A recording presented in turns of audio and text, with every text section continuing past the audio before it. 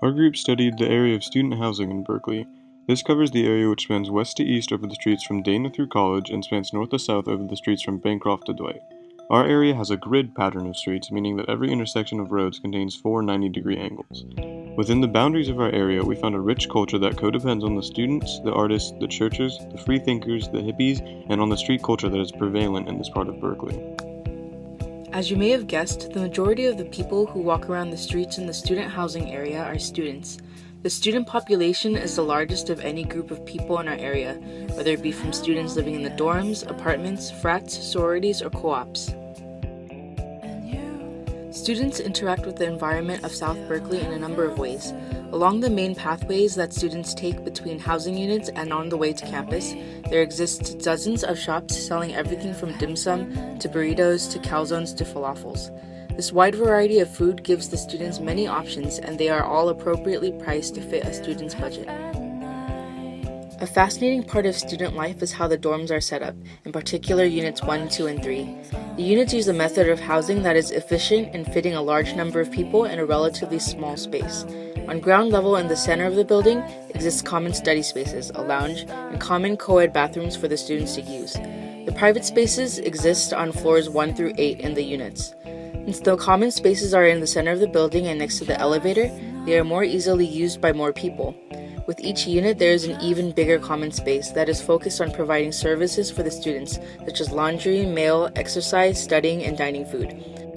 As we move from private spaces to common spaces, the areas and pathways become larger, allowing for more traffic of people going through the area at any given moment. Although this student housing is a very important dynamic of our area, it is certainly not the only aspect that makes our area unique. The culture of Berkeley is notoriously diverse, and each element of this culture contributes to the overall environment of South Berkeley.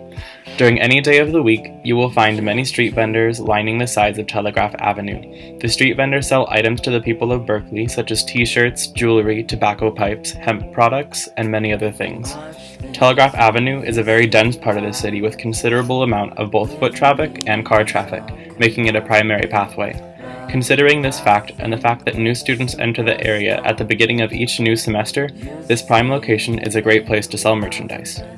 Another part of the culture in South Berkeley is the ambient feel of music and noise. Whether it be through a car radio, an instrument, or through someone's stereo on the street, the frequent presence of music gives the environment of South Berkeley a distinct feel that you are in a place that is alive with sound. Most of the cultural elements are very prominent during the daytime, but at the night, the dynamic of South Berkeley changes. No longer are hordes of students rushing to and from classes. During this time of the day, you are more likely to see hubs of activity at the sports bars in South Berkeley, including Pappy's and Kip's. During this time of the day, activity on the street has died down for the most part, and not many people are out walking.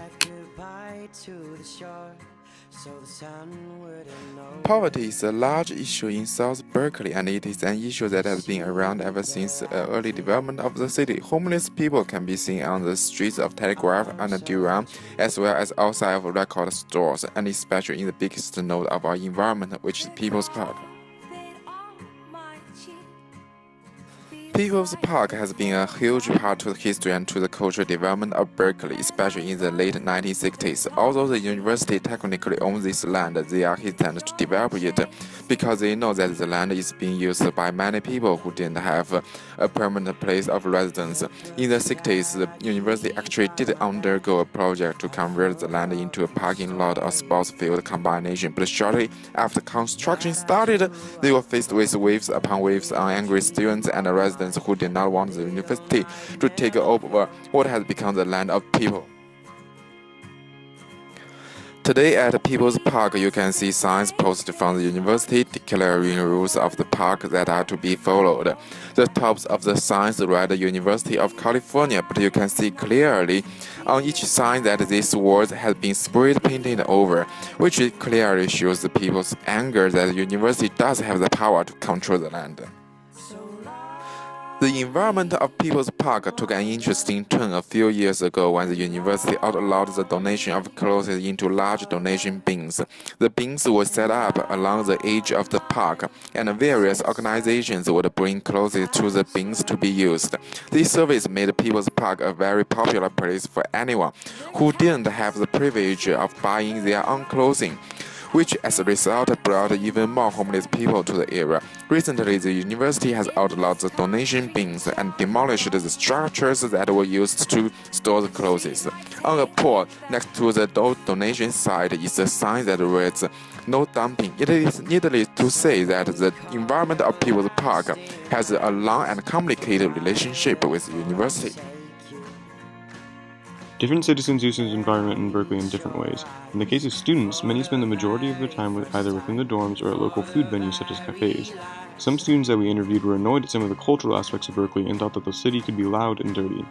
Permanent residents of the city may have a different relationship with the environment, one that involves going out of town more often or using services that come with knowing the area pretty well. Tourists have a simpler relationship with the environment, which is largely based on where cars are able to drive and park within the area. A tourist's involvement may be as simple as walking down one of the main streets. For homeless people, the city of Berkeley presents itself in a whole new way. One of the main places that homeless people in Berkeley can go for care is the churches. Many of these churches provide care to the homeless people in the form of food or clothing donation. For example, we had the pleasure to talk with a man at People's Park who's been donating food for over 20 years. More formal questions I have. Most of what I've been saying is just like the conversation. What brought you into this, I guess? What brought me into what? Coming to People's Park? Yeah, the service you provide, any kind of how you got associated with. Well, there's always people in need, and there's the people that are sort of on the bottom of things, you know, that don't have much. A lot of folks here just have to sort of get by with what comes here. I guess they're great for people don't want to mess with that. They figure let the state take care of it, the federal government, or some charity type take care of it. So I got started slowly by bringing out coffee in the evening. Then we brought out hot chocolate because then we didn't have to deal with sugar, creamer, so sweet, much easier. We started making soup with the hot chocolate, and then we noticed there was no Sunday breakfast. We started doing breakfast. And then we realized when it was 5 Sundays in a month that nobody was doing the 5th Sunday, so we did that. Then we noticed that nobody wanted to do the holiday meals, so we started doing the holiday meals. Then we realized there was no mail service for the folks, we started doing that. A lot of people couldn't get their taxes turned in because they didn't have an address, so we started running a mail service, and it just kept expanding. Cool. So did you start with the church? Well, the church, the Catholic Church up here on the corner, Newman Hall, gave us a subsidy for the first 4 or 5 months for bringing out the super hot chocolate. That was in 97. In 98, we broke out on our own. Had to find our own money and our own volunteers. And it just kept getting out of sorts. The structure of the buildings in South Berkeley is very distinct as well. The student housing on campus is all very sharp looking and modern. Prominent edges and bold colors are features that the units display. The other kind of buildings that have a clear form in South Berkeley are the churches. The churches are some of the tallest buildings in South Berkeley, and they have beautiful form. Some are constructed using classic red bricks, and others use stylistic elements of a more classic architecture. There is an interesting juxtaposition in South Berkeley between the modern look of the units and the older styles which are found throughout other parts of the city. The clearest example of this is found on the edge between Martinez Dormitory and People's Park. The new modern look of the Martinez building was under heavy criticism by locals and by People's Park residents because of how it clearly contrasts the more natural look of the parts of the city around it.